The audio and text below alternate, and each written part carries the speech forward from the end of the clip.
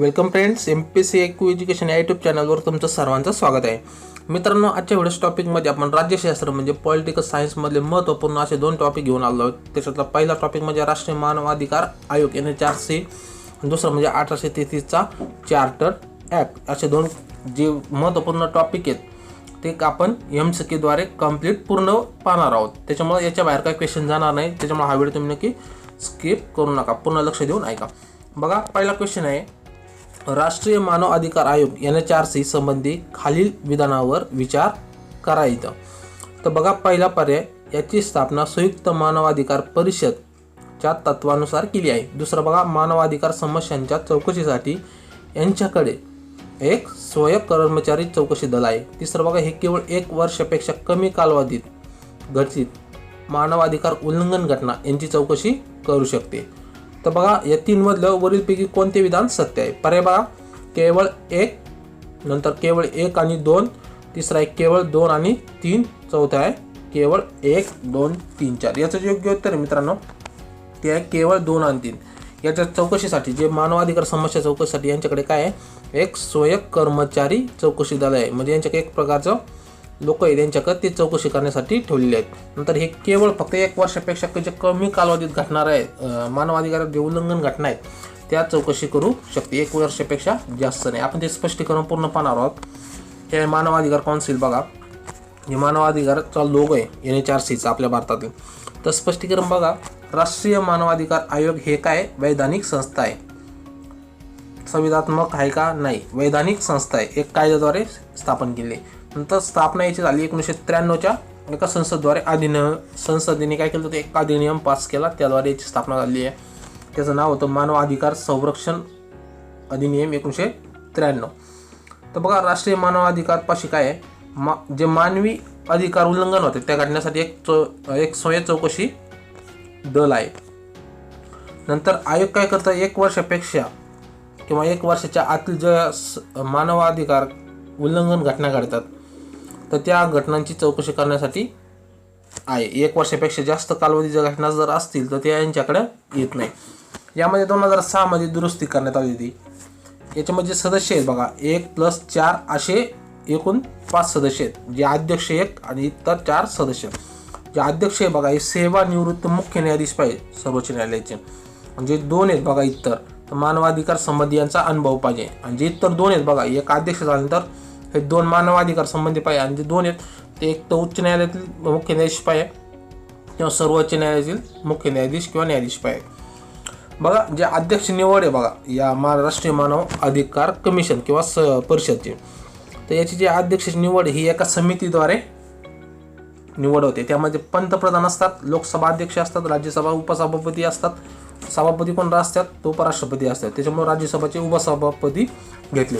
आणि दोन्ही सदनाचा म्हणजे लोकसभा आणि राज्यसभा यांचा जे विरोधी पक्ष नेता असतो तर ते दोन्ही पण असतात. नंतर केंद्रीय गृहमंत्री सुद्धा या निवड समितीमध्ये असतात. त्याद्वारे अध्यक्षांची निवड होती. ती अध्यक्ष कोण पाहिजे, सेवानिवृत्त मुख्य न्यायाधीश. तर तुम्हाला हा राष्ट्रीय मानव अधिकार कमिशन NHRCचा हा पूर्ण व्हिडिओ MCQ द्वारे तुम्हाला समजला असेल. त्यानंतर पुढचा बघा, 1833चा कायदा बघू आपण. तर 1833चा चार्टर्ड ॲक्ट म्हणते त्याला. तर प्रश्न बघा, 1833च्या चार्टर्ड अधिनियमच्या संदर्भात खालील निम्नलिखित विधानावर काय करा, विचार करा. बघा, पर्याय, या कायद्यानुसार बंगालचा गव्हर्नर जनरल हा भारताचा गव्हर्नर जनरल झाला होता. या कायद्यानुसार भारतीय सिव्हिल सेवासाठी मैकाली समिती म्हणून नियुक्ती करावी असं या 1833च्या चार्टर्ड ॲक्टमध्ये सांगितलं होतं.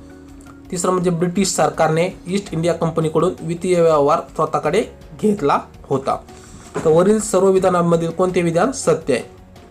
तर पर्याय बघा, केवळ 1, केवळ 1 आणि 3, केवळ 2 आणि 3, केवळ 3 आणि 4.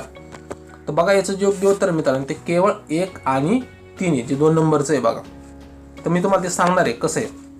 तुम्हाला माहिती असेल मैकाली समिती कधी नेमली होती, तर ही मैकाली समिती 1853 मध्ये नेमली होती. ॲक्च्युली ती सिव्हिल सेवासाठीच होती.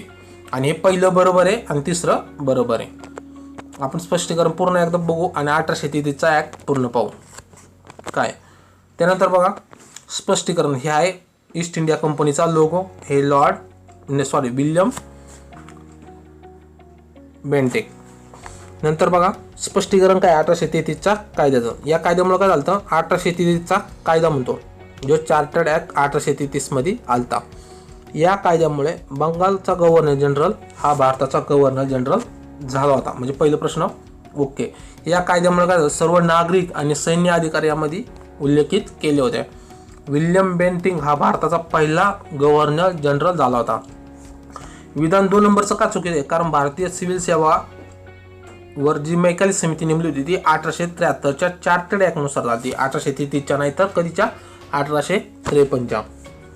त्याच्यानंतर बघा जे तिसरं विधान सत्य काय आहे, तर ते या अधिनियमामुळे ईस्ट इंडिया कंपनी फक्त एक प्रशासकीय बॉडी बनली होती आणि सर्व वित्तीय व्यवहार ब्रिटिश संसदेने आपल्याकडे घेतले होते. या कायद्यामुळे काय झालं, मद्रास व मुंबई गव्हर्नर जनरलचे अधिकार काढले गेले होते. त्याच्यामुळे काय झालं, केंद्रात एकच ठेवलं होतं जो भारताचा गव्हर्नर जनरल, पहिले 3 होते. त्याच्यानंतर बघा सामाजिक जी दास प्रथा आहे, सामाजिक मधलं दास प्रथा ही गैर कायद्यात्मक प्रथा आहे असं मानलं गेलं आणि 38च्या आसपास ती कॅन्सल केली. नंतर इंग्रजांना भारतात बिना अनुमती जमीन खरेदी करण्याचा अधिकार या कायद्यामुळे मिळाला होता. अशा आपण 1833च्या 2, एक पहिला NHRC, दुसरा म्हणजे 1833चा ॲक्ट, असे 2 कायदे आज ॲक्ट किंवा जे पॉलिटी विषयीचे जे महत्त्वपूर्ण चॅप्टर आहेत ते आपण इथे कंप्लीट केले. तर मित्रांनो तुम्हाला हा व्हिडिओ कसा वाटला नक्कीच कमेंट करून सांगा. जर व्हिडिओ आवडला तर व्हिडिओला लाईक करा, आपल्या चॅनलला सबस्क्राईब करा. थँक्यू मित्रांनो, धन्यवाद.